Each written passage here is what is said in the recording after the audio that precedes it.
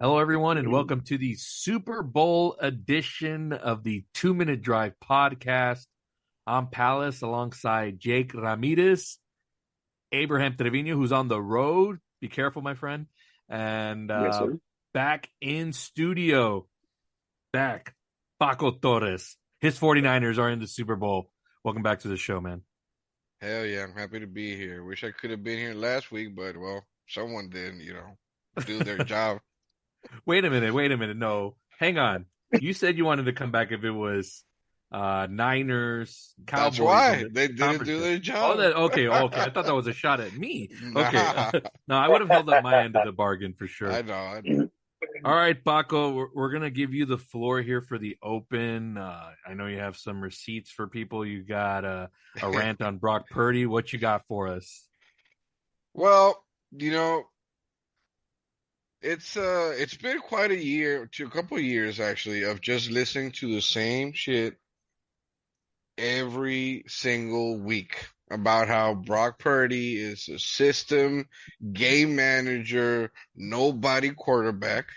And some people actually do believe that, and some people actually say that he's okay, not great, not bad, which is fine. Like your opinion is fine, right? But there's some people that are actually deluded, in my opinion, that just think that this guy is no good and that it's all about the weapons around him or the coaching around him.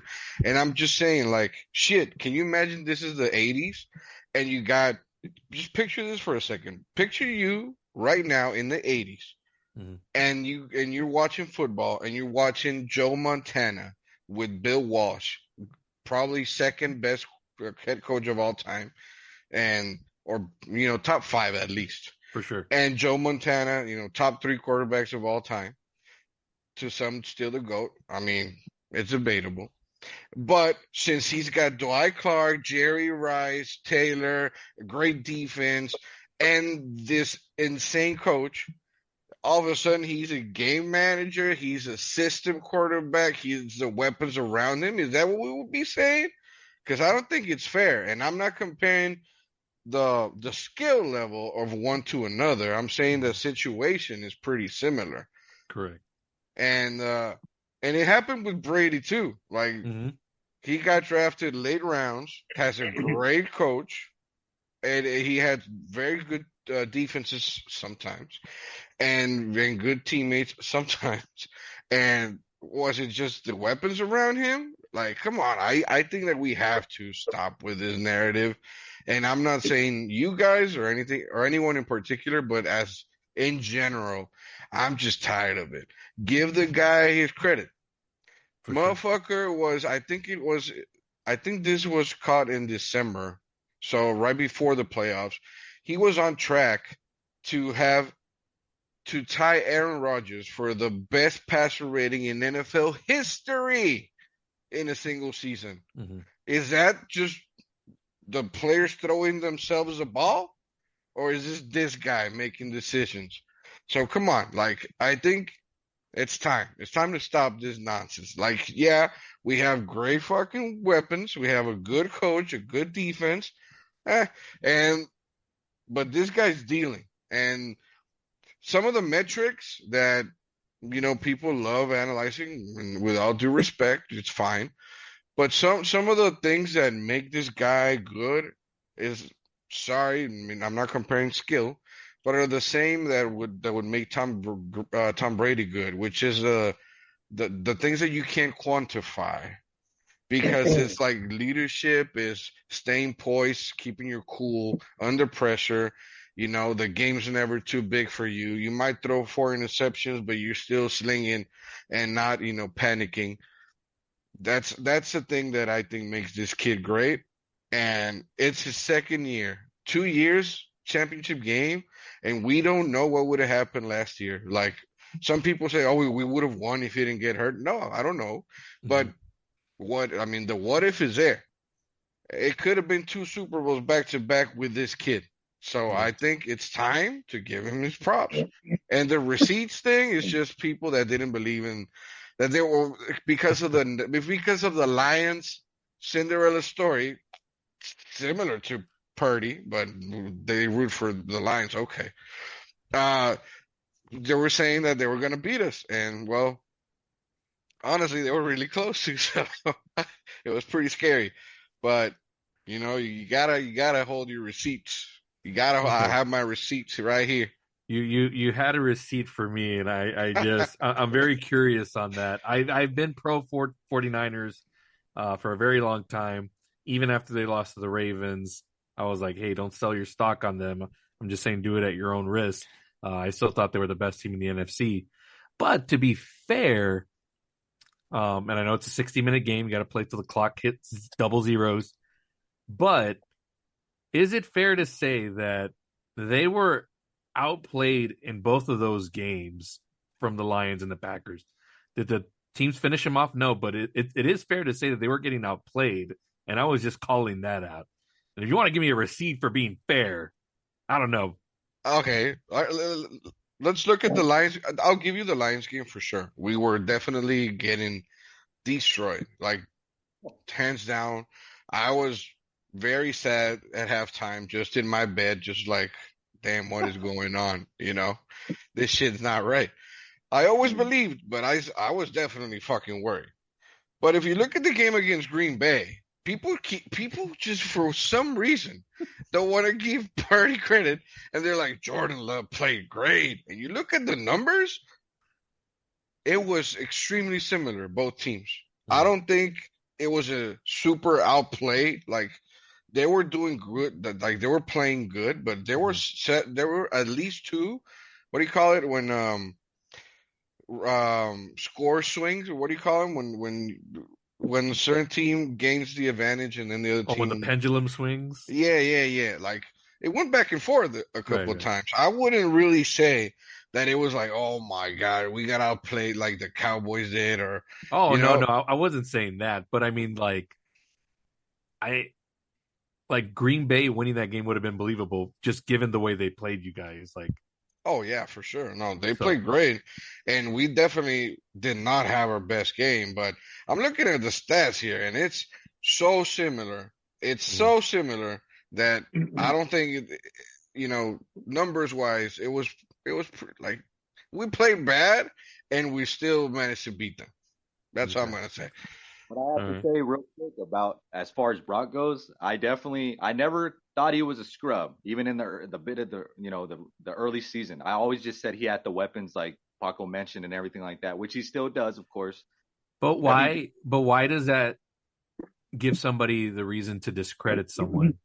We never said it about Mahomes when he had Kelsey and Tyreek Hill. Like you can say the same thing, but whenever it's because somebody that's not praised as heavily, it's like, oh, it's because of the weapons around him. Like that, well, I'm I just saying in defense of that, as far as the player, Mahomes is more physical. He's the better quarterback.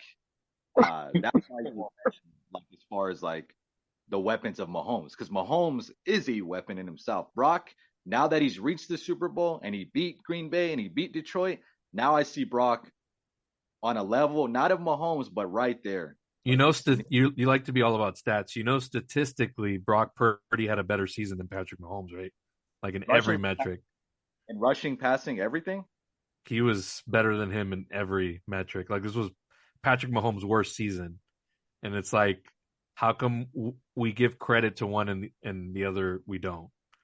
Well, I just would go to as far as Mahomes. He did what he had to against Miami. He did what he had to against the Bills. Then he goes against Baltimore. And it's like these are three powerhouses right there to get to the Super Bowl. It's not like he played scrubs along the way. Right, So but again, the topic is why doesn't Brock Purdy get the same adulation? You know, he did the same thing.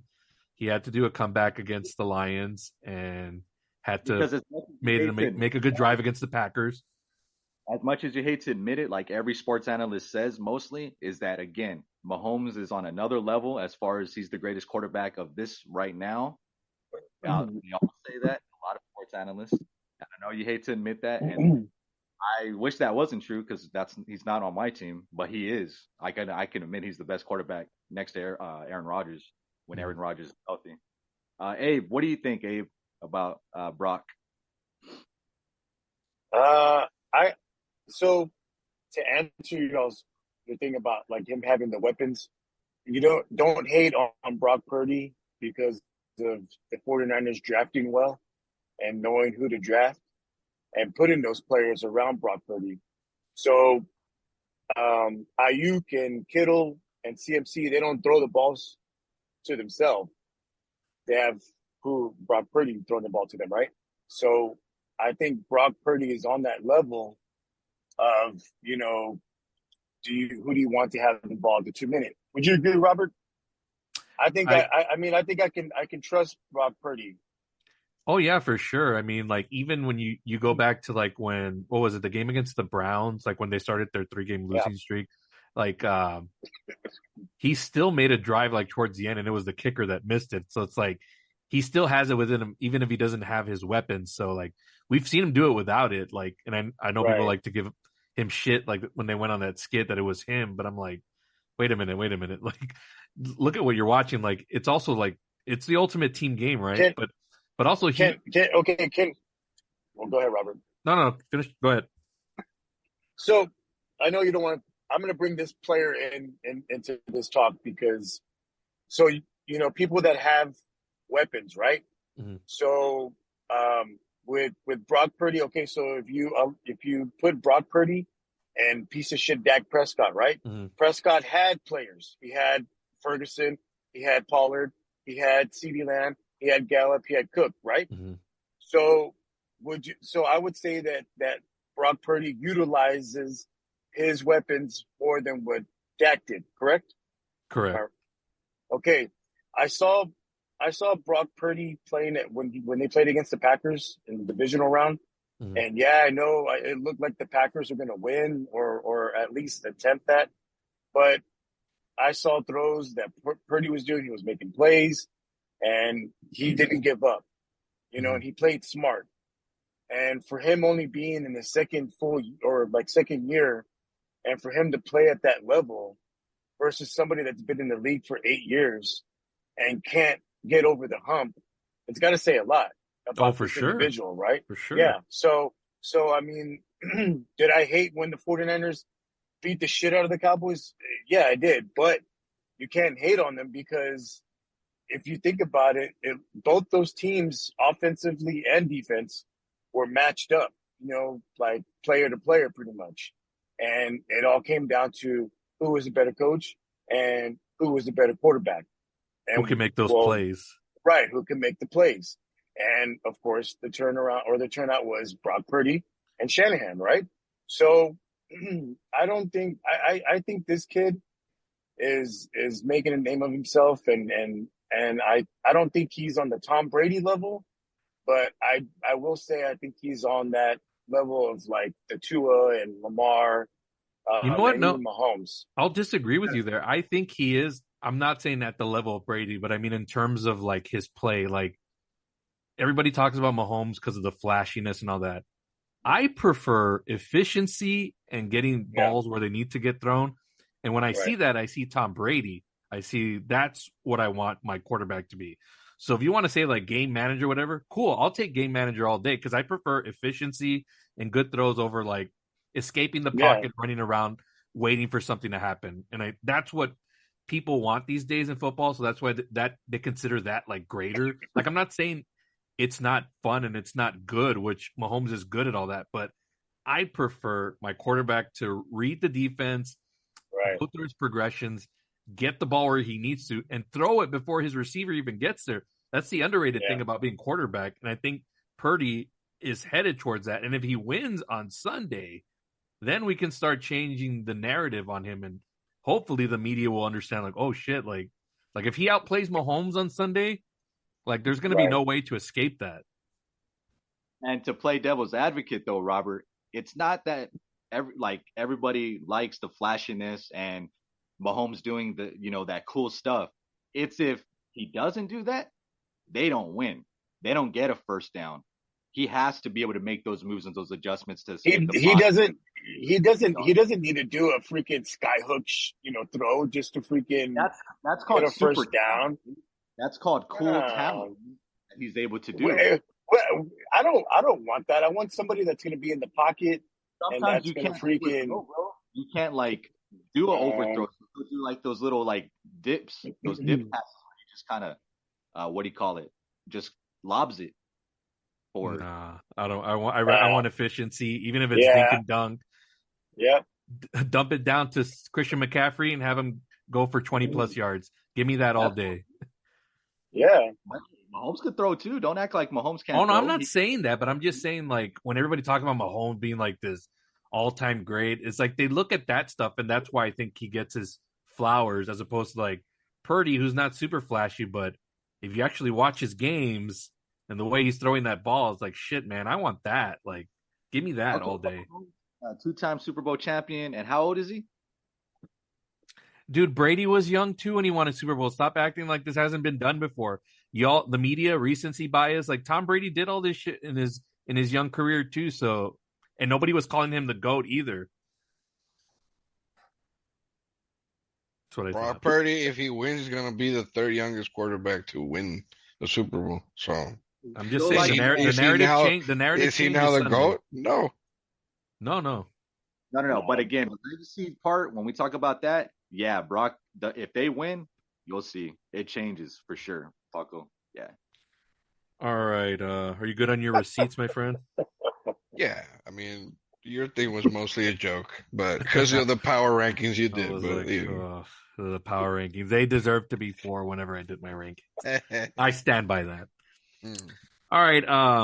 Let's get off the Super Bowl for a little bit. We'll go way into depth on it in just a little bit. I wanted to talk to you guys about a couple of notes for the 2024 season, and most of this will actually pertain to the NFC East. So, unfortunately, we'll probably come to talk about a certain team. First one is the Philadelphia Eagles are going to be hosting the first game ever in Brazil, which will be on the Friday of opening weekend. So there's going to be football, NFL football opening Thursday, Friday, and then of course Sunday, Monday. So thoughts on that and who they might possibly play? Jake? I think that's good for the. I think that's good for the NFL. You know, expanding out to these countries. Yeah. I think that's good. That's awesome. And the Philadelphia Eagles.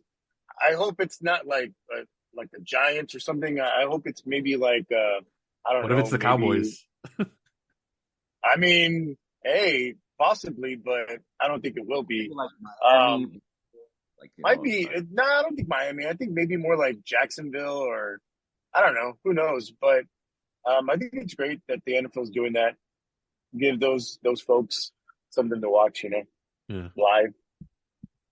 I don't know how that will work time zone wise. I don't know if it'll be the same like as we watch a regular game. I don't know.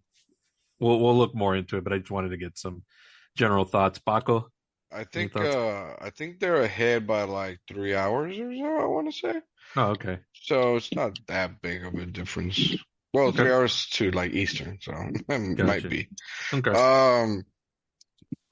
I mean, I like it as long as there's like safety regulations and shit and everything. Because like I gotta say, and we're all Mexican here, right? But like, when the Niners went to play Arizona a couple of years ago, or was he last? I think it was last year.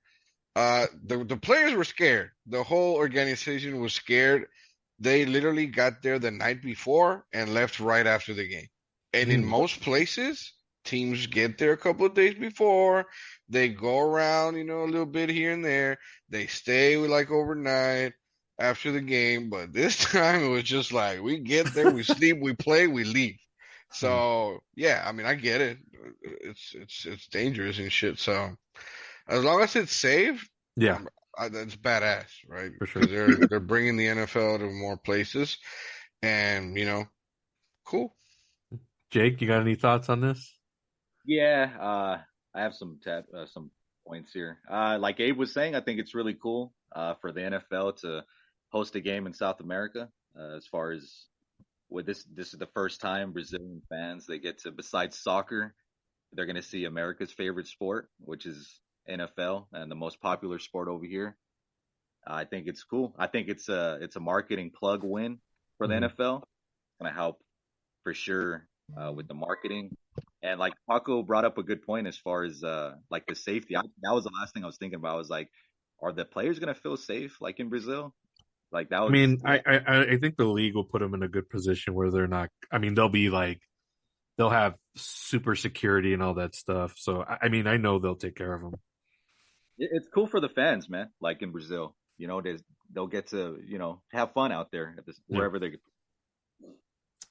All right, let's stick here with the NFC East. Couple of big news coaching hires for this next season. Let's start with the let's start with the Washington Commanders. Hired Dan Quinn as the next head coach. Let's go to Abraham with his initial thoughts on this. Huge.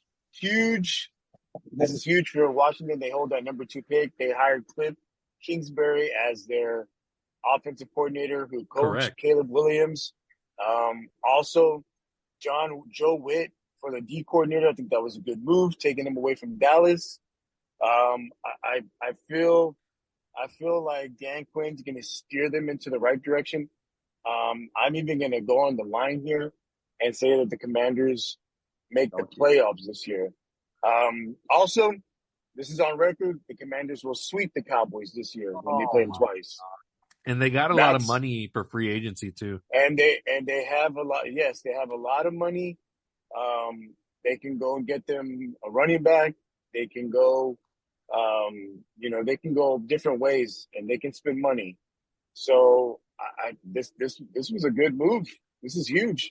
Let me ask you: Do you think that they try to move up to get that number 1 spot and get Caleb Williams, or no? I think so. I think they'll try to package something and get that so that way they can secure that number 1 pick and get Caleb.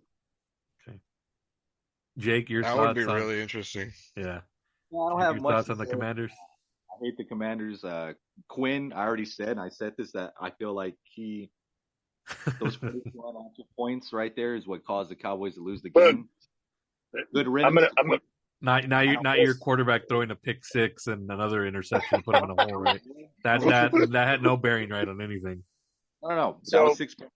42 unanswered defensively. We just did so shitty. Dude, when your defense puts you in a hole, it's really hard to climb back out of it, especially if your offense can't produce. And Abe made the biggest point in this entire thing. Dak has the weapons. Why can't he muster anything out of it and make use? Because you can't always put everything on the defense, because at some point they're going to break. It doesn't matter. We've seen the Niners, it's happened to them. We've seen it happen to the Chiefs. Your quarterback has to come through at some point. You can't always blame it on the defense. Okay, well, when it mattered, Quinn let us down and the defense let us down. So there was why don't you put any blame on Dak? They couldn't do any offense. Hold on. There was no halftime adjustments made. Nothing really came of the second half. And there was nothing on the offense. Why can't you admit to that? There wasn't shit on the offense. What happened to Pollard? Pollard didn't do shit. He couldn't do shit. Okay, but we're not talking about that. I'm talking about the defense and Quinn. I know, but you put it as if it was all Dan Quinn's fault, and it wasn't. It had a lot to do with it. It had a lot to do. I'll give him blame, but why can't you put blame on both sides? Why are you putting it all on him? Because, if you want to say Dak with the pick 6, okay, that's that's nothing. Jake, he threw 2 interceptions early. That's almost hard to come back from. Okay, but one of them was only a pick 6. Regardless, I don't care about. Oh my gosh, he's gone. He'll do good things for the Commanders. Probably, we'll see. Abe, but to say that they're going to sweep the Cowboys, that's just ridiculous. They're not going to do. How do you know? You don't know. Coach. Okay, so Dan Quinn, when that fall happened at Super Bowl against Tom Brady, I was about to bring that up. Dan Quinn said that next time that he ever gets a shot again, that won't happen. So here we are now, 3 years later, 4 years later, he's the Commanders head coach. This guy is going to come out and he's going to want to prove, right? So he hired the right staff for the OC, for the DC, and then now, like Robert said, they have money to spend. So you think Dan Quinn's going to penny pinch it? Fuck no, man. They're going to go out there. They're going to get defensive players. They're going to go and they have a lot of picks in the draft this year. So unless they package them and move up to 1 to make sure to get Caleb. But other than that, they're going to be able to make some moves, and they're not going to be in that funk because with Ron Rivera not there anymore. Now it's totally different atmosphere now. It's different personnel. So this is going to be different. Okay, but you and I have talked about this as well. Now this gives the Cowboys a good, defensive coordinator position. Now we can get either Ron Rivera, Rex Ryan's in the, So also. now you're just What? you're gonna discredit everything Dan Quinn did. No That. way. Rex, fucking Rex. Are you serious? Hell no. I don't even want Mike Zimmer. I don't want Mike Zimmer to come back. I either want Ron Rivera or I'm going to go ahead and go that route with Vrabel. I know Robert said that he won't go to to be a D coordinator, but I bet you if Jerry Jones tells him, hey, come in as our defensive coordinator, and if in the Lions, which I can see it, of McCarthy fucking up like the piece of shit he is, then I can see Vrabel taking over the reins and then guiding. I think that the Cowboys need a coach like Vrabel. Shit, I wanted Belichick to be the coach, but you want on Ron Rivera. Yeah, but you're talking about Rex Ryan. When the fuck did your uncle? When was the last time your uncle fucking coached and he was a piece of shit guy? Fuck out of here, dude. I don't want Rex Ryan. He's going based on like reputation from like years ago when they beat Brady like once. Like freaking Jake's like, oh, is Mark Sanchez still the quarterback over in New York Jets? Like, fuck out of here, dude. Like, fuck out of here, man. An interview. That's all I said. I mean, that's all. All right, let me get Pako. Let me get Pako's thoughts here on the hiring of Dan Quinn for the Commanders. Do you like this move? Yeah, I mean, I like it. They already have a solid running game with Brian Robinson and what's the other kid's name? Oh my gosh, the NFC Antonio East. Gibson. Antonio Gibson. Yeah, Antonio Gibson. And if they spend their draft picks well, I mean, I like that move for going for Caleb. And if I'm the Bears, I trade that pick away. But that's probably another conversation. Yeah. The one thing that you guys are both Cowboys, Jake and Abe? Oh yeah. Sometimes yeah. Abe. All right. So the one thing that I would say, if I were you guys, I would be so grateful that the fucking Washington front office does some weird ass shit, trading away Montez Sweat and Chase Young. All I gotta say, with those two, with Dan Quinn, woo, that would have been something to watch. Interesting, yeah. The other hire that happened in the NFC East was the Philadelphia Eagles picking up Kellen Moore as the offensive coordinator. Hey, what do you got there? He didn't do shit in San Diego. I'm not sweating this guy. I really thought that they have Frank Reich though, right? He's their defense coordinator, correct? Frank Reich? No. Yeah. No. No. Who did they get on defense? They got somebody on defense. They picked up somebody, but it wasn't him. It wasn't him after all? Well, I mean, I don't know. I think you should have waited. You could have got yourself Eric Bieniemy since the Washington Commanders fired him. I would have waited and picked him up. They fired Bieniemy? Yeah, because Cliff Kingsbury is the coordinator now in Washington. If the Cowboys were smart, they'd get him, but they won't. I know. That's true. Jerry, Uncle Jerry, if you're listening to the pod right now, you said you wanted to spend money and make moves. This is going to be it right here. This would be the stepping stone right here if you pick that guy up. But anyway, Jake Moore is a piece of shit. I'm not worried about him. Derrick Henry. God damn it. Eagles Jake, got our run Vic game's not going to Fangio. fix it.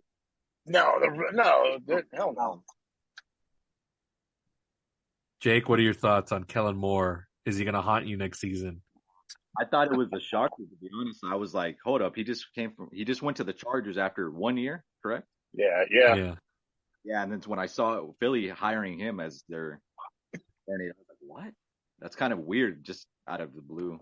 Well, no, because Jim Harbaugh is going to take over the Chargers. You don't need an offensive Yep.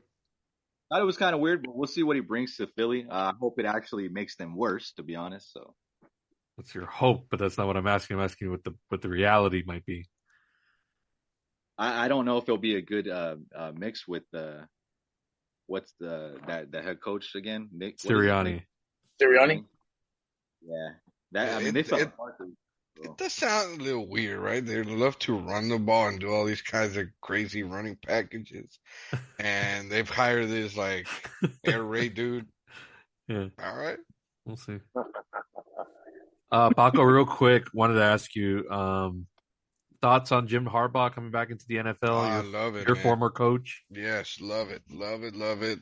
You know, if it wasn't for Kyle, I wish we still had Harbaugh. And yeah, I mean, hopefully he doesn't get into a lot of off the field discussions with management, because that's what happened with like our former general manager. That's what it was. That was the falling apart, right? It was Yeah, more with it was management. Balky, I think it was who he was, and yeah, fuck that. I mean, I love Harbaugh, Yeah. but we'll see. All right, guys. Enough of the next season. Let's get back to where we are at now. This Sunday in Las Vegas, Allegiant Stadium, the San Francisco 49ers and Kansas City Chiefs, Super Bowl 58. We're going to get into the X factors of the game here before we go for our picks and all that stuff. Wanted to ask you real quick, Paco, what I'm reading about the Niners practice shenanigans, the field. What's going on with that? Tell me about it. I've only read a little bit. Yeah, so basically every year the NFL chooses a home and away team. One year it's the NFC representative, the next year is the AFC representative, something like that. This year, the Chiefs are the home team, so they got to stay and use the Raiders facility for their practices.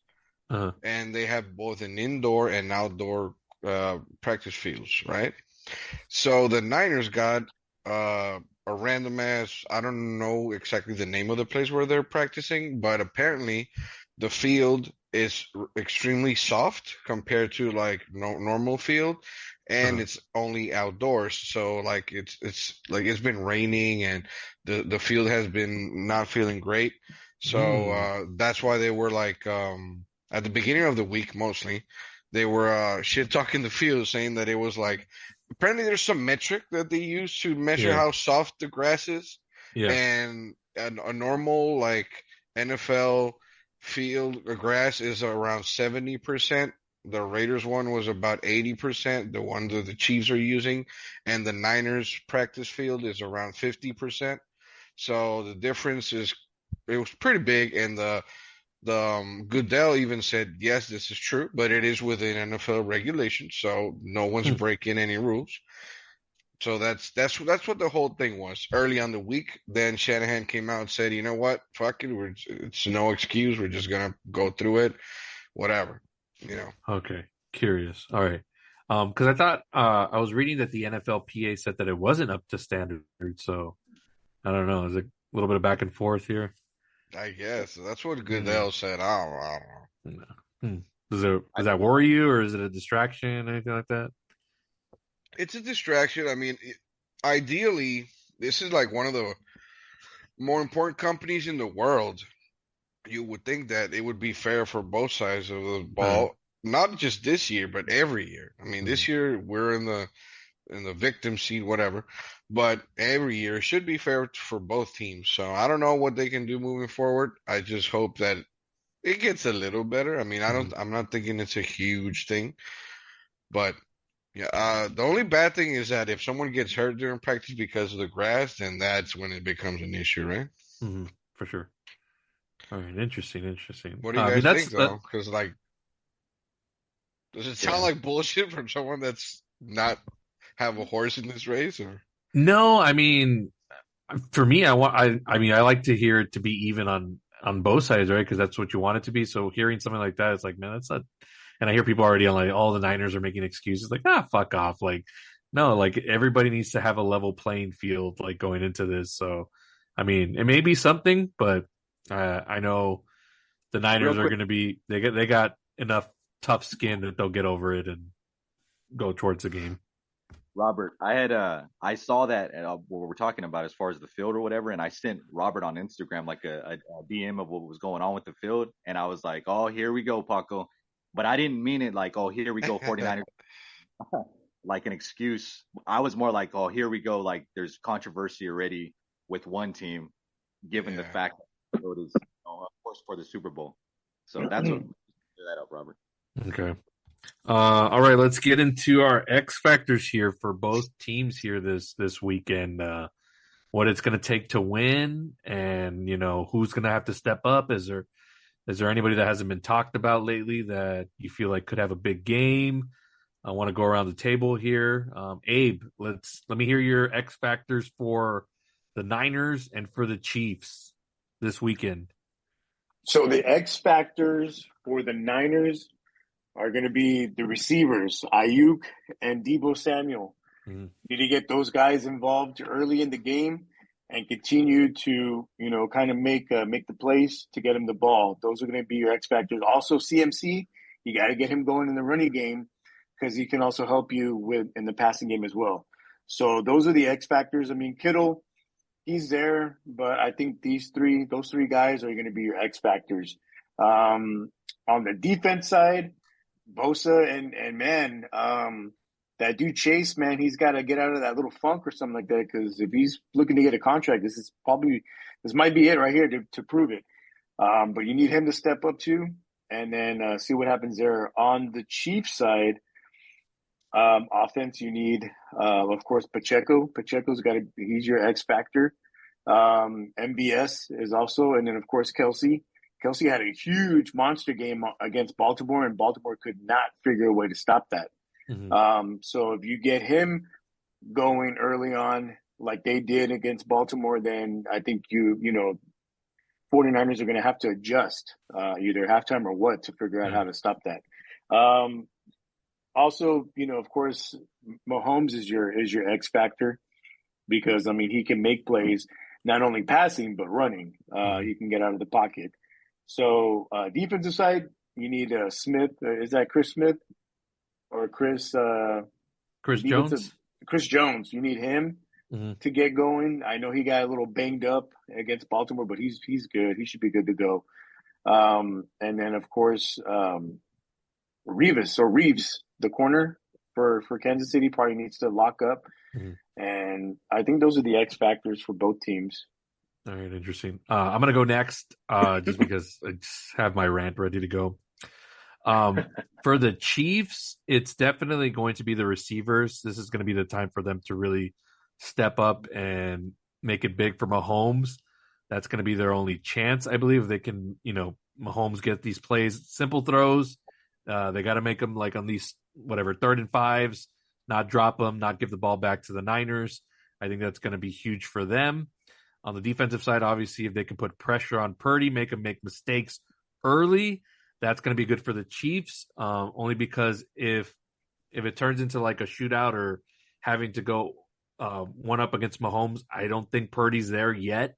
So that would be my X factors for the Kansas City Chiefs. For the Niners, I'm all about Christian McCaffrey, man.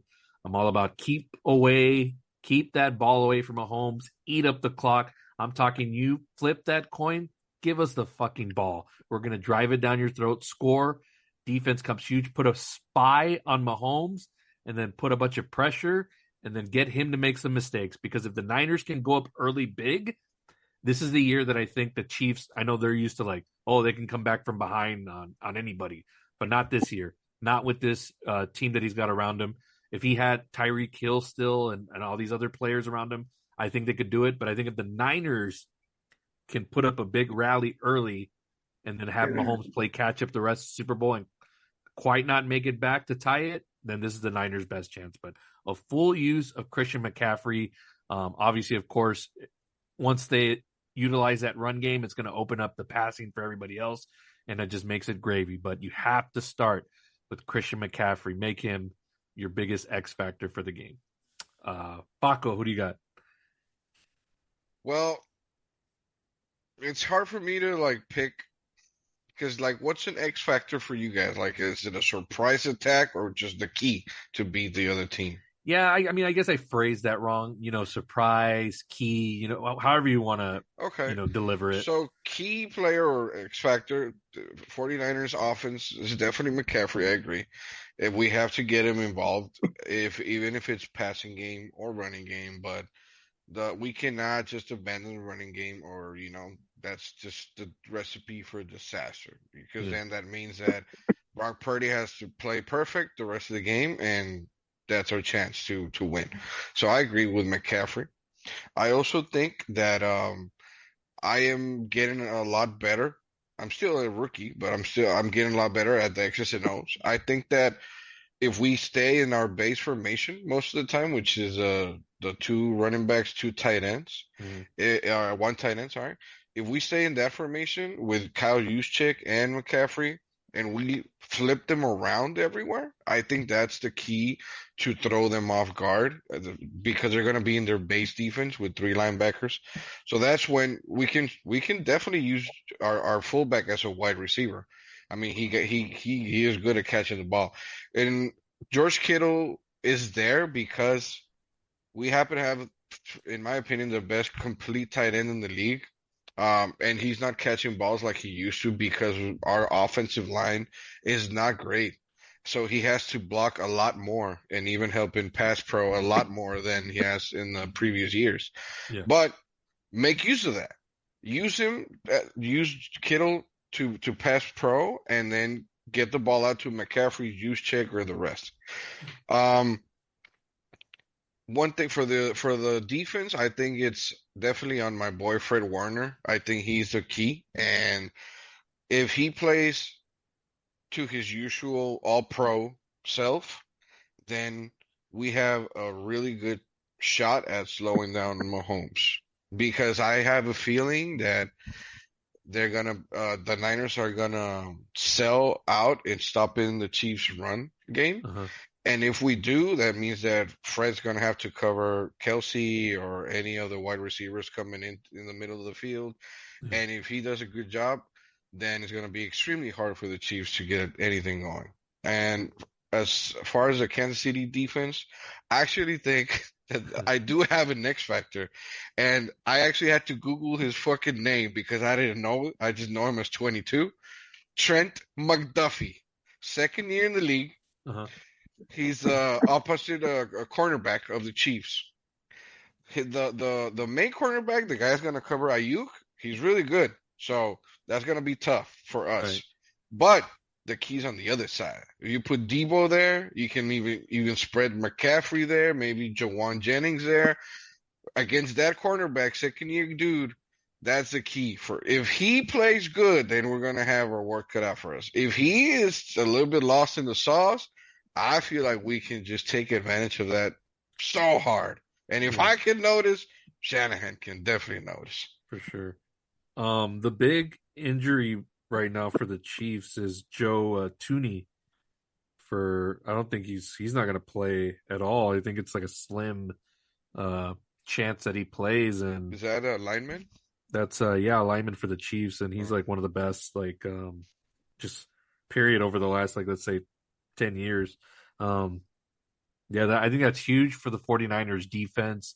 Like I said, if they can get one spy on Mahomes, and I would send the rest to just like bull rush, like Nick Bosa. I know he brought up the whole, like, getting hold, and the Chiefs like to hold. I think it's good that he brought that up because I think the Chiefs get away with a lot of those. And I mean, you could say that for a lot of teams in the NFL, but I mean, they're really going to need to pay close attention to that. The other thing that the Chiefs do a lot is, what was that one guard's name? He would do like he would jump off the false start. Yeah. Tackle. And they wouldn't call it. So I think if the Niners could put a scare into that guy, get him into some false starts and back up the Chiefs, put him in, second and long, third and long, and that'll be good for your defense and getting the ball back. Do you agree with my premise of them getting the ball first in the flip coin, or do you like deferring, or what? I hadn't thought about it. I mean, usually defer, but I like that. I would not be opposed to do that. Okay. I like it. It's bald and show some balls too. I just say that because I think this is the year where Mahomes really, like, if he goes down in the hole, I don't think he can do the comeback like he would in seasons past, just because of the crew that he has now. That would be my only reason. To be fair, and shout out to Jake because he did say that Mahomes would be back in the Super Bowl. Yeah. Cool. I thought he would be out, and you know what? He's still Patrick Mahomes. Mhm. Kudos. I mean, guy's a legend.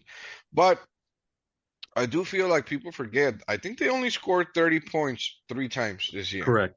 They're not a high So scoring team this year. be careful because if we get to over 25, might be it.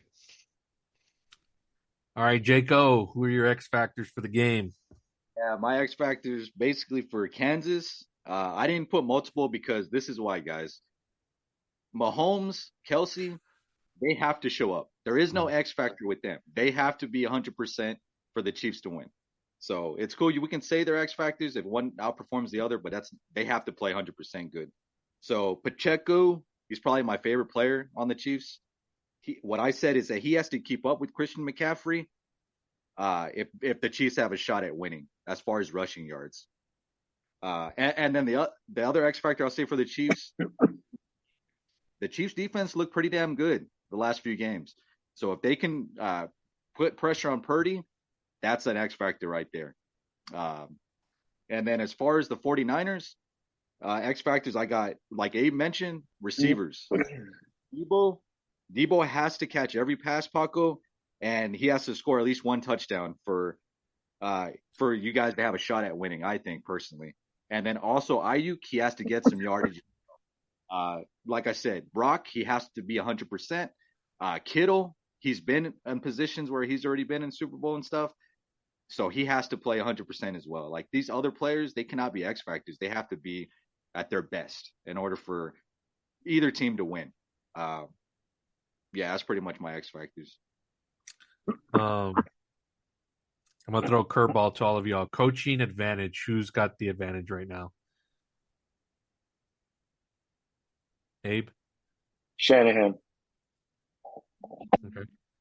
Any reason you'd pick him over Andy Reid right now? I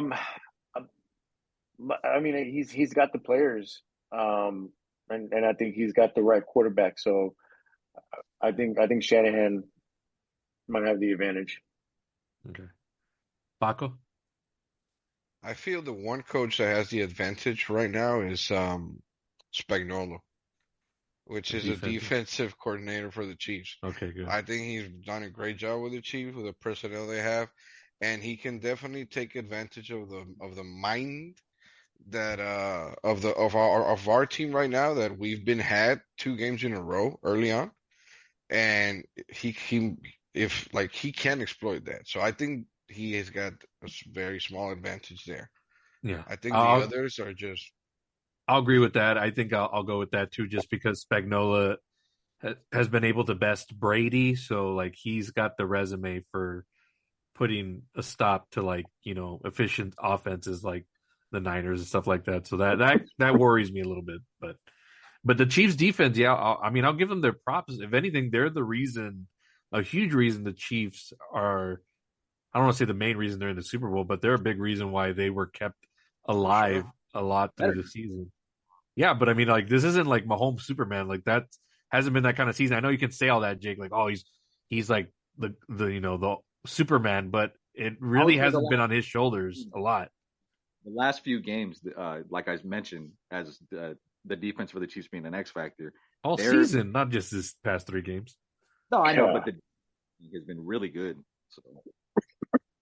Yeah, I think the Chiefs didn't score once in the second half versus Baltimore. Correct. Yeah. So that's defense. Yeah. Like their defense kept them up. All right. It's time for our picks and our scores for the game. Let's go with our special guest this week. Who's going to win this game and why? And what's your prediction for the score? Man, I'm so nervous and scared, man. I mean, wait, before you go, also add in. So you're gonna give your pick, your score, and your Super Bowl MVP. Okay.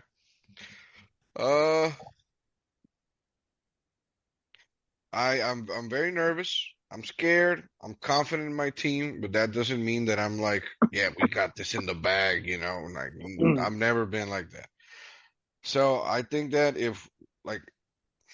honestly, I'm gonna pick my team to win. But there has to be some check marks for this to happen, and those check marks have to be run the ball, stop the other team running game, and don't make stupid mistakes. So if we do that, I think we win the game. And I would be really shocked and impressed if we win via Brock Purdy only. Like if he goes ham and goes for like 300 yards and four touchdowns. And you know what? If he does, badass, awesome. But I just don't see this game being like that. So I think it's gonna be around 24-21 type deal, and I think we win. Super Bowl Barely. MVP? They're gonna give it to Purdy, although in reality, fans are gonna know that it was McCaffrey. That's what's gonna happen. Okay. So what are you predicting? Because Like quarterbacks, what are you predicting? Like 2 touchdowns by McCaffrey, or he gets all the yardage but no touchdowns? No, he gets two, one receiving and one, maybe not. Yeah, one receiving, one running. Fuck it. Okay. All right. Jake, who do you got for the game? Of course, I'm gonna pick the Kansas City Chiefs. Why, Robert? You say? These are why. Because Mahomes' legacy on the line. I think. Like how when everyone's crowning him the greatest already? Well, if they lose, then that goes away. But that's wrong. They're Super Bowl reigning champs. I feel like they want it. Kelsey and Mahomes, they want the 3rd Super Bowl win more than anyone, as far as what I've seen, as far as coverage and everything. And yeah, I just feel like they're gonna take it. But let me say this real quick. San Francisco, Pako doesn't win if Brock Purdy plays bad and throws picks. Christian McCaffrey doesn't run all over the Chiefs defense. Debo doesn't score at least 1 touchdown. And then the 49ers defense, they have to put some pressure on Mahomes or you guys lose. Okay. That's so you got the Chiefs. What's your score? I'm going to go 35-27. Wow. Oh, shit. Okay. You think they're going to... Okay. And then... yeah. MVP, all right. Who's your Super Bowl MVP?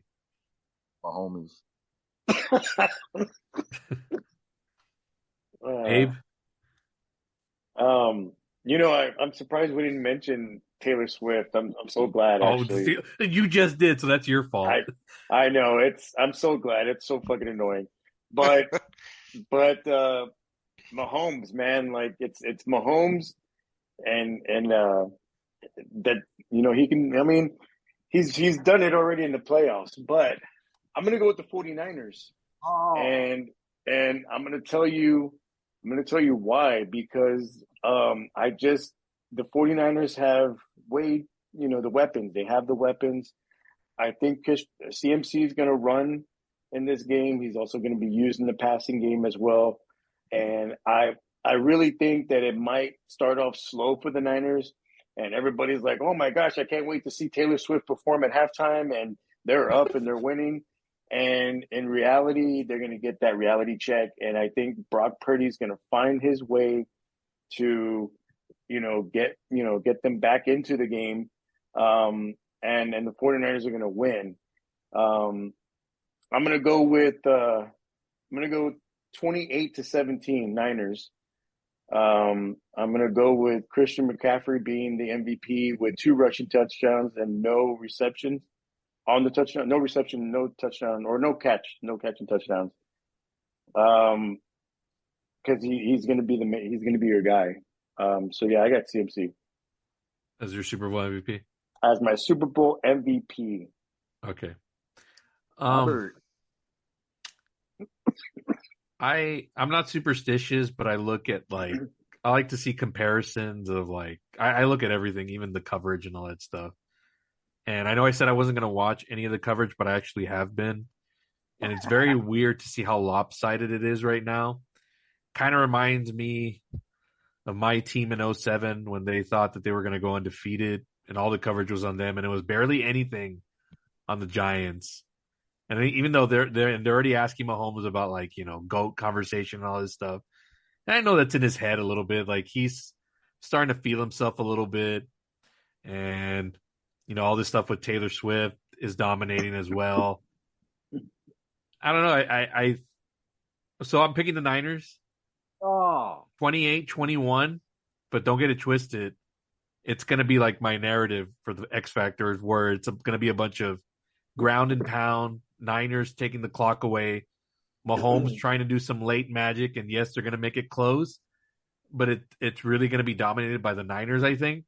And you're going to have a bunch of, and it's going to be a repeat of Super Bowl 55, where Tony Romo was like begging, like thinking like that comeback was going to happen for Mahomes, and he was just overwhelmed. I'm not saying like he's not going to score touchdowns. Here he will. Against the Bucks, he couldn't do shit.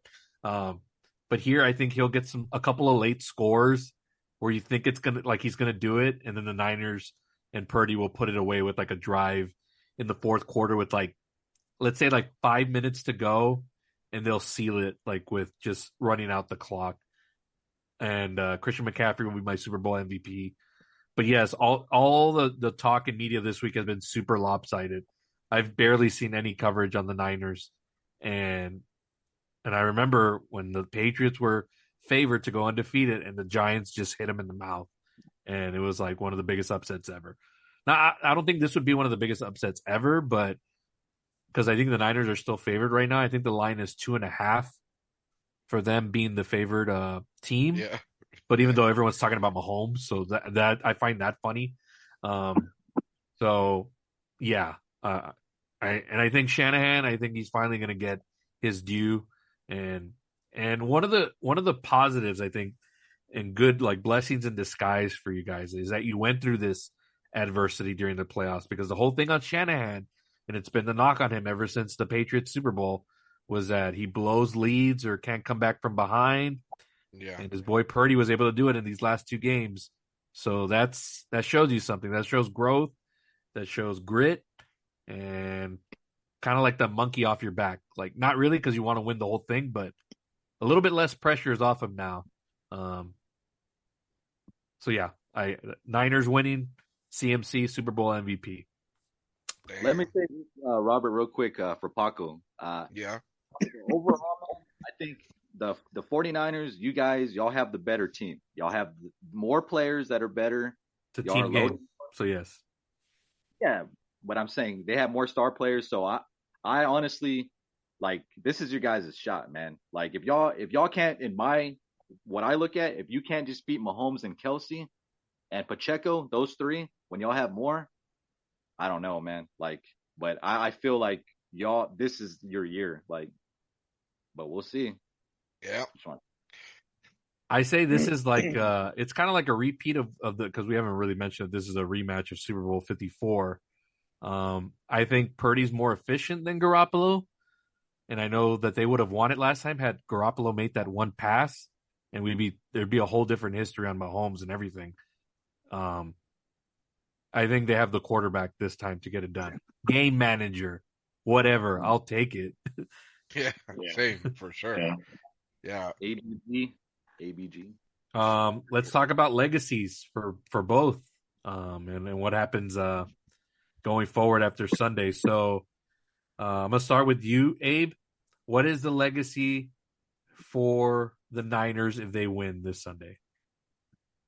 I think it's the start of something. I think now they're going to be, the team to beat. And if they can keep that team intact and maybe add a couple of people in the offseason, I think it just makes it that harder to kind of, I don't think they're going to go undefeated, but it'll just be like a challenge to beat them. And now this is in the talks of, if Purdy wins it, right? So it's not good for him because this will be his first, Super Bowl, but now it's like elite, right? Mm. Is he in the elite, in the class of the elites? And at that point, I mean, I think this would be big. I mean, it's just going to be the beginning though, because they're still young. Okay. So it could be something to come. What about the Chiefs? What if they win? What's their legacy? If they win, man, I don't think you put Mahomes in the Brady like GOAT area like talk right now, because this would only be his third one if he wins. Mm-hmm. So, but I will say that you put him like he's got to be one of the greatest, right? Because I mean, look at what he did with minimal players. I'll give you that. Yeah, but Yeah. at that point, at some point, you got to put him in the Tom Brady talk, like in the Tom Brady bracket, as far as him winning three and not having the players. But we'll see what happens. Jake, what is the legacy if the Chiefs win? If the Chiefs wins, I have the Mahomes dynasty is in full effect, and they run it back for another Super Bowl appearance. I'll give you that. I'll agree with you there. If they win, now you can call them a dynasty. I know everybody's calling them a dynasty. Even my boy Colin Cowherd is already calling them a dynasty. It's like, no, win 3, and then you're one. Also, Andy Reid for sure is basically in talks of becoming the greatest coach of all time. Does he retire? No, he doesn't retire. And then also I have maybe Travis Kelce gets in the conversation for greatest tight end of all time. Who did you have as? Oh, you had Mahomes as your Super Bowl MVP. Yeah. Okay. And what about if the Niners win? What's their legacy? If the Niners win, I said Brock, given his performance, he shows that he's the guy. And then their new dynasty begins, and possibly they run it back. How can it be a dynasty though? I think they got to win more than one. Well, I said their new dynasty begins. No, but a dynasty is a dynasty when you have you see what I'm trophies. saying? The start of a dynasty, and what I'm trying to say, or start of an era of the like a run. Yeah. Okay. All right. Yeah. All right, Pako. What's the legacy for the Niners if they win on Sunday? Just to be among the very best of the very best, and that means 6 Super Bowls, along with the Steelers and the Patriots. Yes, sir. So, and finally, honestly, like that would be amazing. But on a side note, we all from South Texas, so I finally get to say, "Oh, we won a Super Bowl," and you guys haven't for a while. Because goddamn, everybody's like, "We did 95 and you did 94," and I'm like, "Goddamn." That's true. That is true. It is true. So, what is this? What does this victory do for Kyle Shanahan? It's just like you said, like it's due. Like it's his time. He's already proven that he's a great coach. But does he get put in that conversation? Does it validate everything? Like now, does he get put on like, oh my, not, I don't want to say, it's hard to say greatest of all time, but the elite of the elite coaches in the current era. For sure, but not the greatest of all time. No. Just right now, as far as right now goes, he's definitely up there. Like the way he's treated the whole situation with Purdy and Lance and everything. He received a lot of backlash. And how many coaches, Bobby and everyone here, how many coaches would have been like, nah, man, I gotta put in the third pick, the first round pick. I gotta put in the first round pick to play because management and and I have to please the owner and I can't look like a fool if I put in the third stringer. This guy did it. He don't care. And he said goodbye to the other. I mean, to me, he's definitely one of the best right now for sure. Yeah. And as far as the Chiefs go, I think it's just like y'all have been saying, one more step. If he really wants to become the GOAT and Reed as well, they have to keep going. Like this is not enough, but it is definitely a huge step in the right direction. Yeah. And we already when they won their first Super Bowl, they were already saying, "Oh, the Chiefs are going to be here for the next 15 years." They're already crowned as a great, the best team, the best organization of the current time. So they'll just keep being that. Yeah. Yeah. That's my thing though. I don't hate the Chiefs. I guess I just hate how they were crowned before they were crowned. You know what I mean? Like the NBA did this also with the Warriors. Like even when the Spurs were, I think when they got their last title against the Heat, I think they had to play the Warriors, and it was all the talk was like, "Oh, the Warriors are going to be this." And the same thing happened with Brady and Mahomes. He beat Mahomes to get to the Super Bowl, but still they're like, "Oh, it's going to be the Chiefs, man. Like they're the greatest already." But it's like, dude, like I want to see the hardware first. And even when Brady got 3, like nobody was saying anything near GOAT. You know, even I didn't say any of that. I waited until he passed Montana and Bradshaw to crown. And even then, people were like, no, he's not even nowhere near the greatest. And it wasn't until after the Atlanta Super Bowl that people were like, oh, okay, maybe it's time to give him that title. So I just found it weird that after even the first one that he got, he's like, oh yeah, he's already like the greatest thing ever, which is so off-putting. And I don't know why nobody in the media calls it out. Like if I was a celebrity going on these shows, I'd call them all out. Like, what are we doing? Like, why are you pre-crowning? Like, give me the resume. And like I said, if Mahomes wins on Sunday, great. You're up there with Troy Aikman, and you're an all-time great already. Hey, but Robert, like, stop with this greatest of all time. Like, please. Robert, you forgot to ask me if Kansas loses, what's the legacy for him? So, Oh, okay, yeah, go ahead, answer it. So basically, I think that they'll still make it back to the playoffs and everything, but the dynasty gets put on hold. And then also, how Abe said he wasn't going to bring up Taylor Swift or whatever, but Taylor Swift and Pepsi break up by the end of 2024 if they don't win the Super Bowl. Holy shit! Oh my god! Reverse Cupid over here. Nah, he's saying that because now they're gonna win, and then Travis Kelce's gonna propose to her, and it's gonna become all about that. It's a fairy tale fucking ending, I which will- I'm scared of, man. Oh, I'm man. scared of that. I was gonna say I'll be mad, but I'm like, I just won't turn on the TV. I'll just do other things. I won't even give it any attention. Ugh.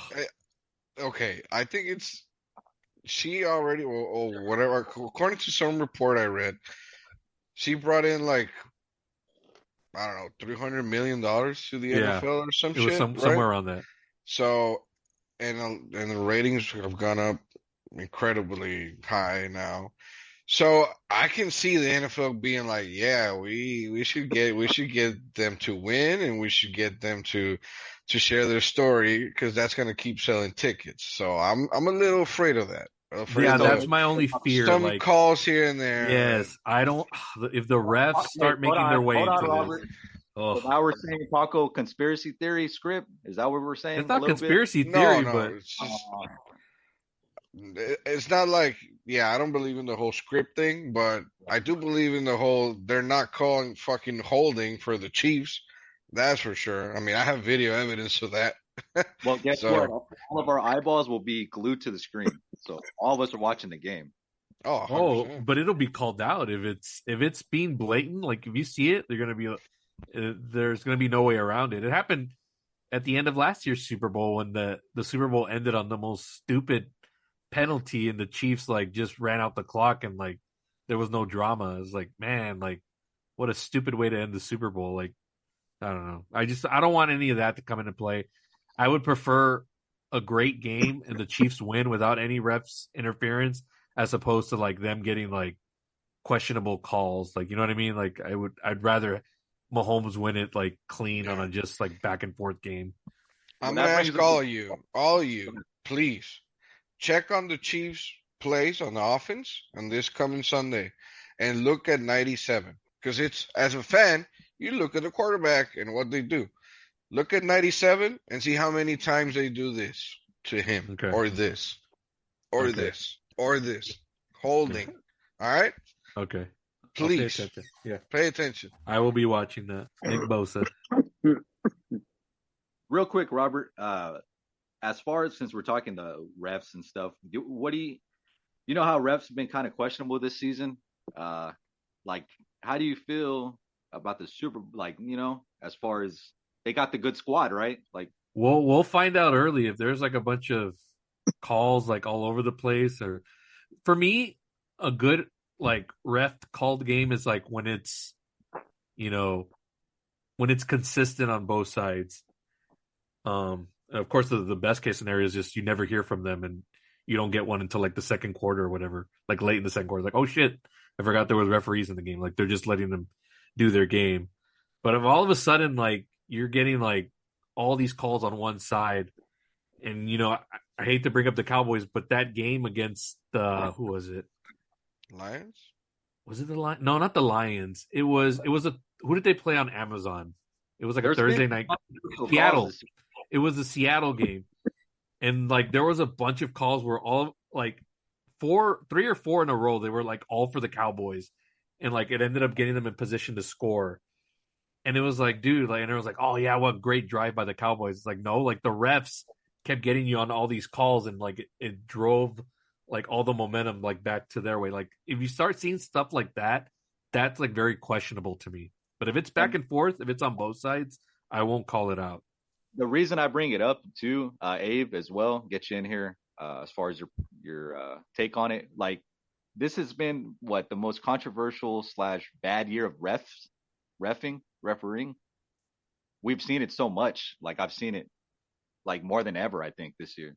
Well, I think it's going to continue to get like that as there's more social media and all different angles, and we all have like, you know, all of us are instant replay, you know. I mean, it's just going to be like that going forward. But man, some of these calls sometimes it's like I hate it. The ones I hate the worst are like there's no flag.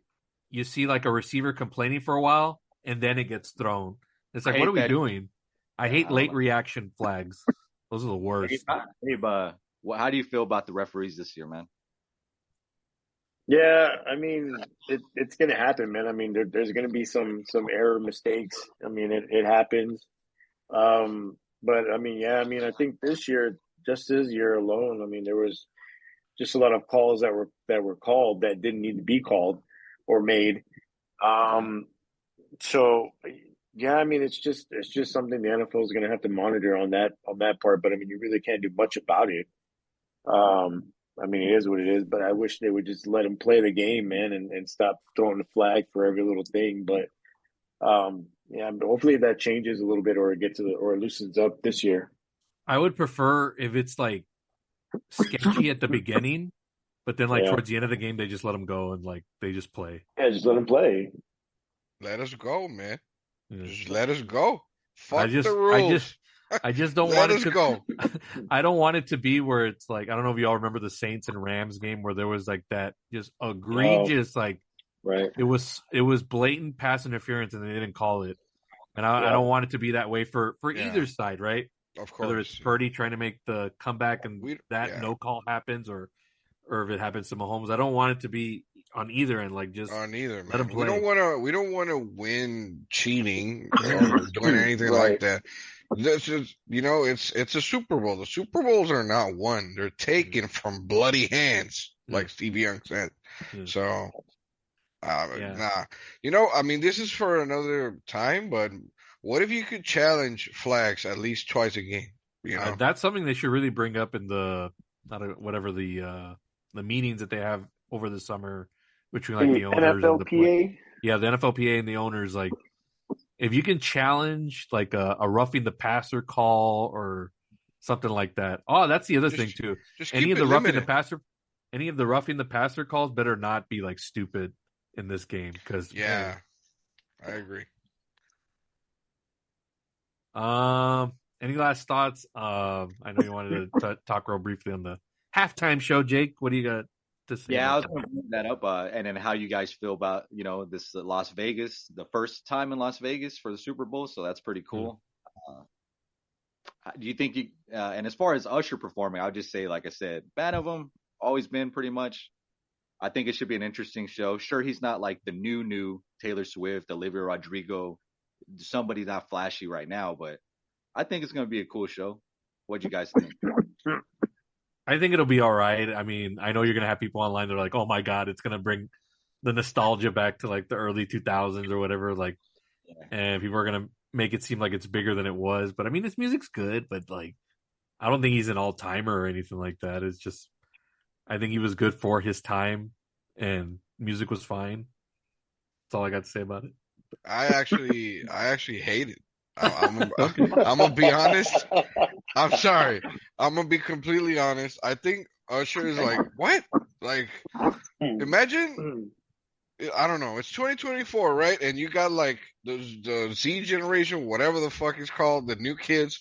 They're like, Usher, what? Who? Yeah. And then we got the old dudes like us, or maybe not the oldest, but like, you know, our generation's like, I mean, yeah, he was okay. There's Yeah. no one that's like, fuck yeah, Usher. You know? Yeah. There's no one in the world that goes like, fuck yeah. Even at least for like last year, someone went like, yeah, Riri, let's go. Yeah. But like, Usher? Really? Yeah. For the love of me, I wish it would bring rock back myself. But even though I did love the hip hop show, I mean, I really did love it. But I think it's top 3 all time for me. Mhm.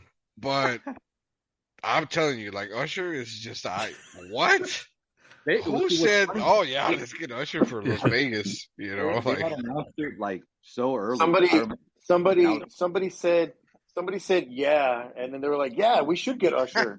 yeah, That yeah, piece of shit yeah, song. yeah. But why not book Sublime, man? I would have liked to see that, or Sublime. or the Beastie Boys. I don't know, shit. I'll take that over Usher. I mean, BC Boys would be fun. I don't think the mainstream would buy it. I don't want to freaking see Usher Raymond. I mean, I don't have much to say of it. I think he's a piece of shit. He's gonna put on a good show, man. He's in Las Vegas. He has a residence. Of course, The show will be fun. No one's like debating that. It's just like it ain't wow. That's what, yeah. It didn't wow me. It ain't Michael Jackson in the Super Bowl. Okay, like that's. Oh man, that guy was. I would have Lady Gaga too, but I don't know if Lady Gaga's in the Super Bowl. I think halftime I'm gonna probably just do something else. I don't even think I'm gonna be watching. It should have been Taylor Swift, man. Like watch her pop up, and then it's just. It's just like I don't know. Wise, it should have been, but I wouldn't love it. But actually, I would prefer that. Let her get her moment in the halftime show. The girls go crazy and social media, and then she'll be somewhere down there, and it'll be like Super Bowl 51 when the owner came down, the Falcons, and he was celebrating already, and then that final shot of him, it's like his wife looking up at him, like super sad that the Patriots just came back and won it, and it'd be like Taylor looking at Kelsey like, what the fuck's happening, and they lose. That would be, I would be the happiest fun. I'd be so unbearable on social media if that happened. Hey guys, real quick, how do you like as far as the fan base in Las Vegas? Have y'all heard if it's split? If there's going to be more Chiefs, more? Dude, it's Super Bowl. It's always neutral. Why do you think the tickets are so high? Have you seen the media week though? Nah, what's up, Pako? Oh man, you guys should really at least look up like the Mahomes interviews with Purdy and Kelsey and Kittle. The stadium was booing the Chiefs like hardcore, like super bad. And I was like, damn. But of course, it's because like it's not the game yet, so local people tend to be more like. I think the game it's always more corporate. There's a lot of just of course. Yeah, that's the way it's always been. That's why like the crowds aren't as crazy as like if you were to go to like championship game, Buffalo or wherever. It's not gonna be like that. That's just the way it's always been. Yeah. Real quick, did you guys see that? Like I did see Mahomes came out and he said, if you guys want to paint me as the bad guy or the super villain, that's fine or whatever. Did you see that? Yeah, I saw that. Yeah. What's your analysis on it? I don't think that he's the villain, but you hate Mahomes, so I mean, there you go. It's the same thing like when Brady was playing. Like nobody wanted him to win because they always won. Like they just became the unintentional villain. They've only won the two Mahomes. The Chiefs don't always win, so he's not a villain to me. It's just that he's been there for like 4 out of 5 years. Well, Jake, it's because they've crowned him already as that. So of course people are going to turn on him or look at him as the villain. You hate him for. Who said I hate him? I literally put him on my number one before we started this podcast on top quarterbacks in the NFL, and I don't get where you keep saying that I hate him. When did he beat Brady, or did he beat Brady? He's never beaten Brady when it counted. He's beaten him in the regular season, but he never beat him in the games and that's why to me, I don't care what he does, he'll never be the GOAT because he faced him. He faced him in the Super Bowl and lost. That settles it. And the championship game, right? And the championship game at his own house. Jake? With a better team.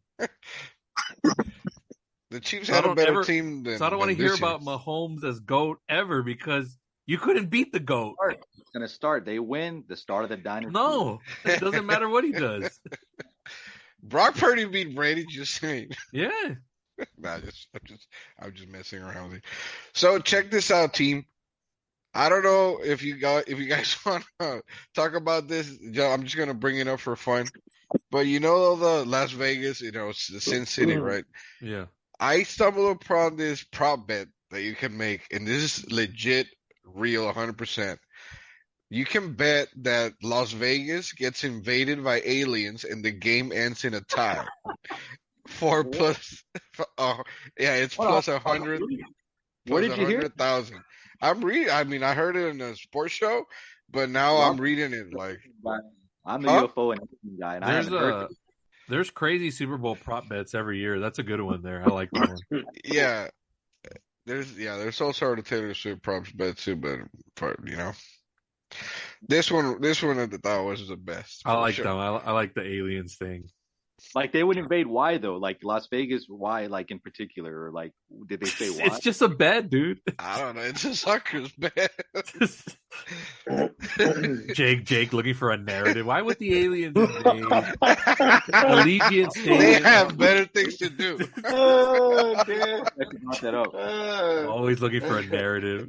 Is it a horror movie? Is it going to be a horror movie? Like the thought of aliens being there is not like bad enough. It's like, well, why are they there? Like they will be better than Usher though. I mean, we would all freak out. That'd be insane. No, Jake's like, what's it? Now Jake's I mean, what are they for Biden? What's going on? Like, what were you doing, honey? Did they move Area 51? Is Area 51 in Vegas? It should be. Hey, what were you doing, honey? Just shooting aliens. What movie is that, Bobby? Why would they invade? Is that why the Super Bowl?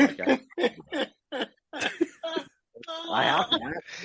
Oh my god! Everything. Why not championship game? Like, come on. Are they gonna bring back? Why not the Pro Bowl games? Oh shit! Yeah, invade those.